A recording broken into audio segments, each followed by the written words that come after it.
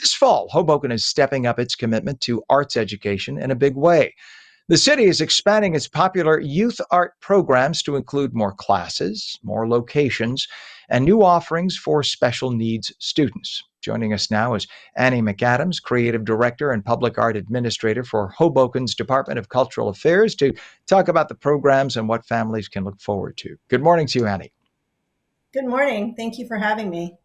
Well, good to have you on. Why is now the time for Hoboken's arts program to expand? Well, we started small in the spring of 2024 with two classes, and we've been growing the classes summer, fall, winter, spring since. So we went from two classes to 3 weeks in the summer to eight classes last year, and now we're offering 21 classes. So Oh, wow. our mandate is that arts is for everybody, and we're really excited to offer more for Hoboken youth.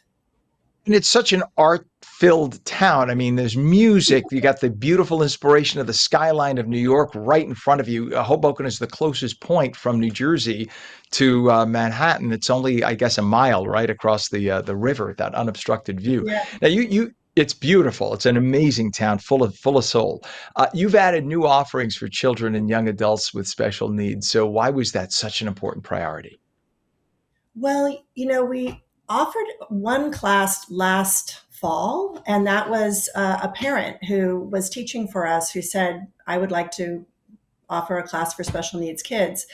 And we were like, of course, we would love that. And the feedback from the parents was so positive. They were just really delighted to have more enrichment in our town that was accessible and affordable. So we grew that in the spring, and now I'm so proud we're offering seven classes that are specifically for special needs kids. I love it. And you introduce art to children as young as a year old. So what kind of art do you introduce to a year-old child? Well, everything is art to a child who's one, right? Like kids are natural artists. We're all natural artists, really. So you can do music, you can do painting, you can play creative games, right, with storytelling. It's really, there's no limit, right, to what you can do with young kids because their imaginations are so vibrant and fertile. And, ideally, we're doing that for everyone as they age as well, right? We're letting them know that arts are an important part of life, right? Creative expression. Um, so it starts when you're young and it goes from there.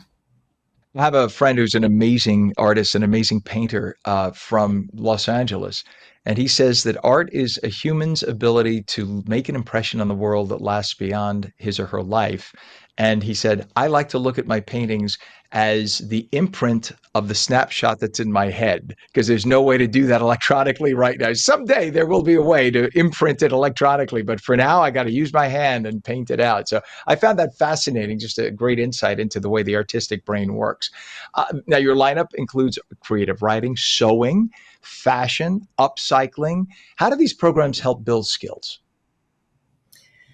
Well, you're right, right? Art is a way of understanding the world we live in, and it's a way of expressing what we're experiencing personally as well as what we see in the world around us. So you can do that in any format, right? It doesn't, you can do that with paint, you can do that with fabric, you can do that with words, with song, with music.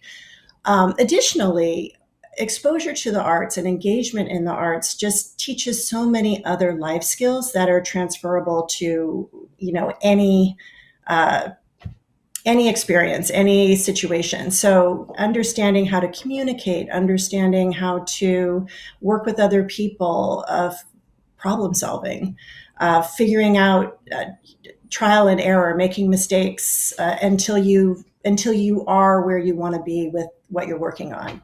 So it's really life skills. Indeed. And you're offering sensory focused programs too. You have Sound Bath Social. Talk about that and movement based classes. So, what kind of feedback have you gotten about these very therapeutic approaches? Well, the Though the sound bath in particular is new this semester, so I'm very excited for that, and I'm really hoping that everybody takes us up on this offering because it's an opportunity for emotional regulation as well as to sit and socialize with other people. So part of the problem that I think special needs kids are facing, but also all kids are facing, is that we don't have enough FaceTime interaction in real life with other people so that we're looking at people in the eye, we're reading facial expressions, we're understanding what's happening in the room in the moment. And so this class is an opportunity for kids to work on that. I love that. So is it what it sounds like, sound bath? Is it an immersion of sound and the response that you get? Is that I'm just guessing. It is. It's an immersion of sound and then noticing what that does to your body. How do you respond physiologically to the sounds that you're hearing and the atmosphere that's being created? So for people who don't realize that certain frequencies impact various aspects of your brain and your body, right? I mean, this is not just this isn't artistic, if I may be disrespectful, gobbledygook. This is real science that frequencies impact certain brain waves. They help you sleep, they help you regulate your metabolism, etc. This is a fascinating thing, and I love the fact that you're delving into that and letting people experience it because this could help people regulate their lives, their health. How important do you believe it is to have the community collaborate together with you in these programs? It is paramount. That's such a great question. We really want, we believe at Cultural Affairs, at the Hoboken Division of Cultural Affairs, that art is for everyone. And that's not only one's exposure to art, right? And the opportunity to engage with art, but also to support artists and to let young people know that you can have a career in the arts, that there are many, many ways to support yourself artistically, and that you have to be exposed in order to start. Hmm. And how can qualifying families who have financial challenges take advantage of lower costs? All of our classes are free to families that qualify for free and reduced lunch. And they can go to our website, which is hobokenrecdesk.com, to see our programs and sign up. How perfect. And what a perfect community to be doing this in. Annie McAdams, Creative Director and Public Art Administrator for Hoboken's Department of Cultural Affairs. That's what sets apart a community is something like this, because otherwise it's just another municipality. To have something as special as this, as unique as this, is just a blessing. So thank you for doing what you do. And thank you to Hoboken for having you and do this. So thank you for joining us. Please come back again, Annie. It's nice to have you on. Thank you so much for having me. You bet. Enjoy your day.